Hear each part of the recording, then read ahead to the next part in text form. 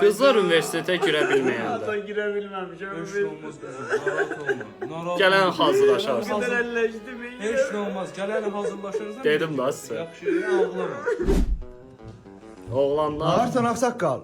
Heç nə telefona baxırdım. Bu imtahanın cavabları nə oldu? Xəbər çıxmadı. Aha. Çıxdı yataq. Bu his. Sizə girə bilmədim, balım çatmadı. Nə gözəl. Girənmədin lap yaxşı. Niyə girənmədin? Gələn hazırlaşacağam inşallah. Olmaz da indi qismət talih bəxtim gətirmədi. Eləmi? İnşallah görərəm. Onda axşam saat 7-yə qədər. Latafət müəllimə, Nigar müəllimə, bir də sən pastı baş. Siz birləşirsiniz, mənim bütün aylıqlarımı doğursunuz axşama. Hazırlığın pulunu, zarf deyirsən. Zarafat eləyəm. Niyə vurursan? Nə var oğlum? Mən müəllimə nə? Mən maraqlı deyil, get Nigar müəllimə. Get o harda müəllimə, tapırsan Latafət tap müəllimə. pulu. Bir də sən düşürsünüz bütün küçələrə. Sabah axşama qədər mənim pulumu doğur.